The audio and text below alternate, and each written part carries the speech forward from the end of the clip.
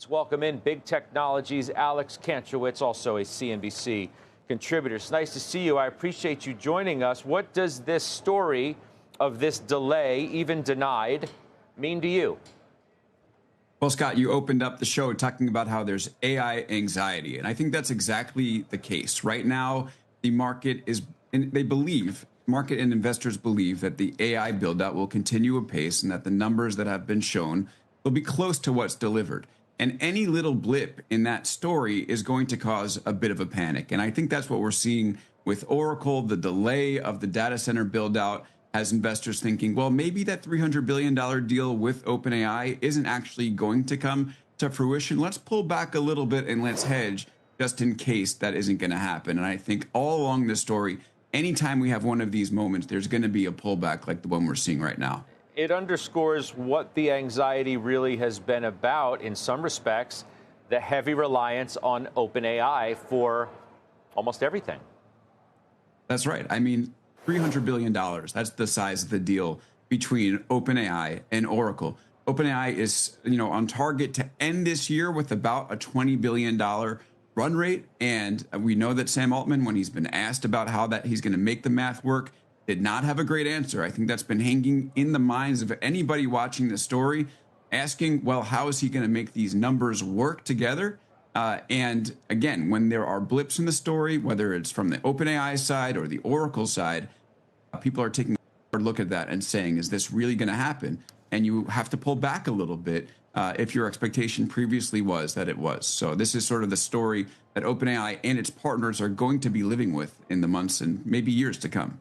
I mean, Oracle clearly is the most acute point of concern here, correct? You look at the stock, you look at the CDS. When you take the story in total, what does it tell you about this particular company in the eye of whatever storm this might be that it's dealing with, even if it's simply a storm of a bad narrative around it?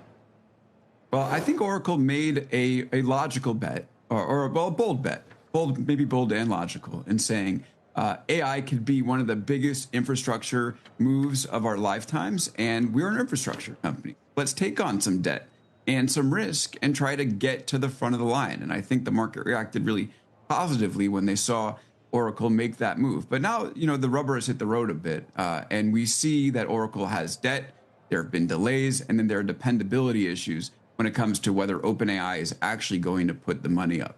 So that's why Oracle has sort of been under pressure recently. The question is, can it deliver? The signs aren't great that this is all going to come to fruition according to plan.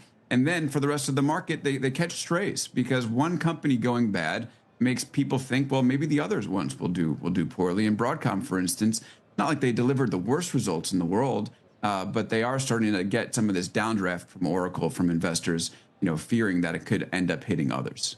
Yeah, I was going to ask you about that one specifically. It's a peculiar move given the earnings report may be a victim of nothing more than a stock that has run up tremendously into that print at a time where we already have some anxiety. Yeah, absolutely. I mean, they're still up 56% this year, even with the 10% drawdown. So Broadcom is doing well. They, of course, have great deals going with Google and Anthropic, and so they should be in good shape. But again, the market is basically, they believe this story that everything is going to go according to plan. And the plan is very, very aggressive, whether that's OpenAI and Oracle or the other companies that are building out this infrastructure. So there needs to be some assurance to investors that it is going to go according to plan. And when there's a blip, even if it happens in an adjacent company, you're going to see a little bit of bad news somewhere else turn into a big drawdown like we're seeing with Broadcom today.